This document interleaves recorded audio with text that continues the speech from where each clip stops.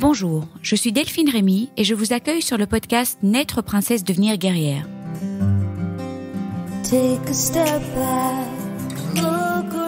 Le podcast qui parle de coups durs, de rebonds et de la maladie autrement. Alors un petit teasing du dimanche, je n'en ai pas fait dimanche dernier pour vous parler de plusieurs choses. D'abord de l'épisode de la semaine dernière sur la reconstruction par lambeaux, celui de la semaine à venir sur l'amélioration de la reconstruction, mais aussi sur la reconstruction physique et psychique, et aussi sur la chirurgie esthétique versus réparatrice. J'aimerais aussi vous parler de la sortie de mon petit guide pour consoler une personne malade, ainsi que mon voyage à Lyon et des 4 podcasts que j'ai enregistrés dernièrement. Bref, plein de nouvelles.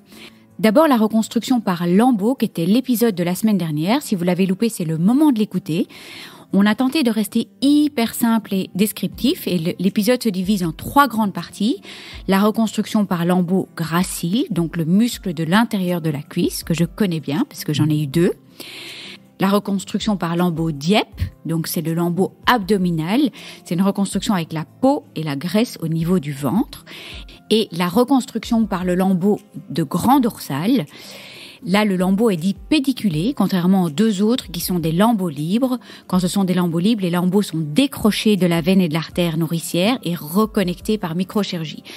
Ça paraît peut-être un petit peu compliqué comme ça, mais en fait, c'est relativement simple dans le podcast. Tout est super bien expliqué par Kim et Neil, ainsi que toutes les indications, les avantages, les inconvénients, les temps opératoires, les cicatrices, les complications potentielles, bref, toutes les combinaisons aussi avec d'autres techniques. Ils vous diront tout sur cette reconstruction par lambeaux ou reconstruction autologue.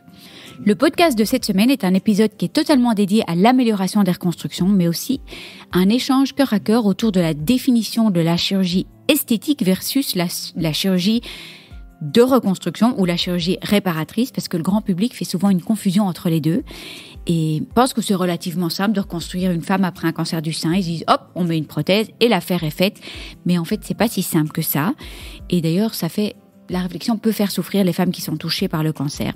J'ai vraiment eu envie et besoin de briser les tabous autour de l'esthétique, la reconstruction, les frontières entre les deux, les recoupements entre les deux, nos envies, nos attentes réalistes, peut-être moins réalistes, parler des déceptions, des joies, de tout ce processus qui est loin d'être linéaire parce que non, parfois, enfin souvent, les reconstructions physiques et psychiques n'ont pas du tout le même timing.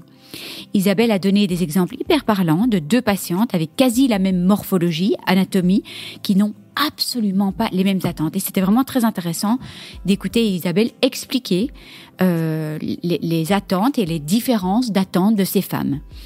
On a parlé de patientes qui ont des reconstructions objectivement magnifiques, mais qui restent blessées et insatisfaites. Et aussi tout le contraire, de patientes qui ont des reconstructions qui sont pas du tout symétriques, où il y aurait encore moyen d'améliorer, mais qui sont parfaitement heureuses comme elles sont. Donc tout ça est tellement personnel. L'aspect amélioration de la reconstruction de cet épisode était passionnant et surtout plein d'espoir. On a parlé d'amélioration à distance, donc des années après, parce que oui, c'est possible. Ce qui n'est pas possible, c'est de rester insatisfaite et de ne pas en parler à son médecin, à son chirurgien ou même à d'autres chirurgiens. Bref, un super débat cœur à cœur autour d'aspects physiques et psychiques. Et vous savez comme je trouve que c'est important d'englober les deux. Alors, petit point aussi sur mon voyage à Lyon. D'abord, j'adore tous ces voyages en train, même si c'est pour le boulot, ça donne une impression d'évasion, de vacances. Ça répond à ce rêve que j'avais de voyager avec mes micros pour aller interviewer des gens. En fait, je rêvais de la vie de Lilou Massé. Elle me faisait complètement rêver. Je me disais, peut-être qu'un jour, c'est moi qui tirerai ma petite valise avec mes micros. Et bingo, 15 ans plus tard, c'est moi. Je suis allée interviewer Dr Pierre Eudel et Élodie du compte Hello la vie, je pense qu'il y en a pas mal qui la connaissent, est venue me rejoindre de Paris. Donc on était au centre Léon Bérard, on a enregistré un podcast sur le cancer du sein, métastatique et le travail, mais finalement un podcast qui peut s'adresser à toutes les personnes touchées par le cancer et qui retournent au travail après la maladie. C'était hyper touchant. Bon, on a parlé d'aspects légaux et réglementaires, parce que je pense que c'est vraiment important, et on a parlé évidemment de tous les aspects humains, psychologiques, psychiques. C'était vraiment un épisode passionnant. Dans ce cadre-là, il y a eu aussi 2 autres podcasts sur le cancer du sein métastatique. J'ai interviewé Cyril Bell, qui est une patiente qui a été touchée par un cancer du sein métastatique d'emblée, qui est en réponse métabolique complète aujourd'hui, sous traitement, et qui est incroyable. Son témoignage est hyper touchant, j'ai hâte de le poster. Et puis, j'ai enregistré un autre podcast sur le cancer du sein métastatique, sur les anti-CDK4/6, donc ces traitements ciblés qui ont révolutionné la prise en charge du cancer du sein métastatique avec Dr Daphne Kint, un podcast vraiment très très touchant. Oui, on a parlé des traitements, certes, mais on a beaucoup parlé de vie, de vivre avec la maladie, de survie sans progression. Vraiment, j'ai hâte de poster celui-là aussi. Ce même laboratoire a également commandé un podcast sur le cancer d'un point de vue transculturel, un sujet mais incroyable dans lequel j'étais au bonheur de me plonger la tête la première. Bref, j'ai hâte de poster tous ces épisodes et ce laboratoire a aussi commandé un 5e podcast, mais je vais garder la surprise pour celui-là. Vraiment, de nouveau, un sujet waouh. Et last but not least, jeudi dernier, j'ai annoncé la sortie de mon petit guide pour consoler une personne malade. Ça fait quasi 1 an que je travaille sur ce projet. Alors pas tous les jours, bien sûr. J'ai récolté des centaines de témoignages. Ça a pris du temps de faire les maquettes, de trouver des sponsors, de mettre tout ce projet sur pied. Et il était dans les rotatives il y a 2 semaines. Ça y est, il est lancé. On sait bien qu'accompagner une personne malade peut nous confronter à notre propre impuissance. Comment faire? Comment éviter les maladresses ou les paroles qui peuvent blesser sans le vouloir? Que dire? Dire trop ou trop peu? Parler trop ou trop peu? Être présent ou pas assez? Ce petit guide de 16 pages est une ode à la compassion. Il reprend l'essentiel des choses à dire et à ne surtout pas dire à une personne malade, ainsi que les gestes et attentions qui font du bien et consolent. C'est vraiment un condensé de bienveillance et d'informations utiles à tous, patients, aidants et soignants.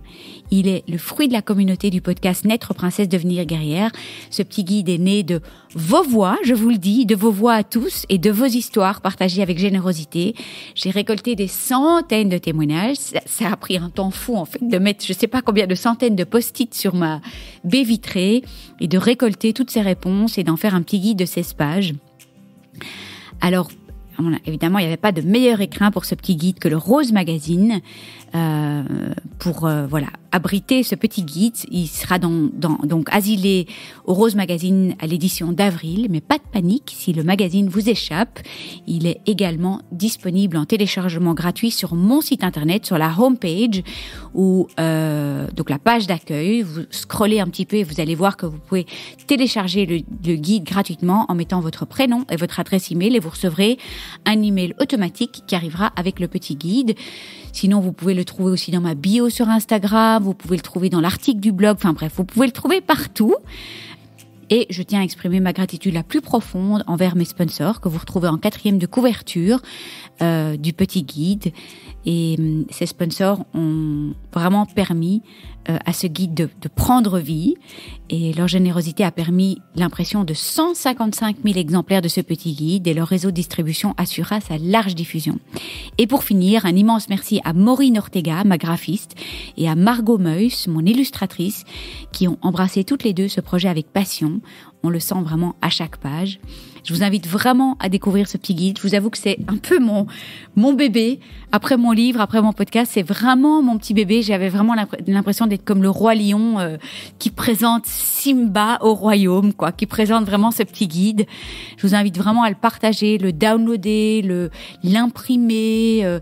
Et si vous êtes une société et que vous voulez ce petit guide imprimé avec votre logo, n'hésitez pas à me contacter. C'est quelque chose que nous pouvons faire. Personnaliser le petit guide pour votre société, pour vos employés, vos clients, un hôpital, une clinique. N'hésitez pas à me contacter à info@delphineremy.com, info@delphineremy.com. Et dernière petite chose de ce teasing du dimanche, un autre petit teasing. Il y a un concours qui arrive bientôt pour gagner par la poste en version imprimée et reliée le petit guide et il y aura un paquet de gagnants. Je vous souhaite un excellent dimanche et je me réjouis de vous retrouver sur toutes les plateformes d'écoute ce mercredi. Je vous embrasse bien fort.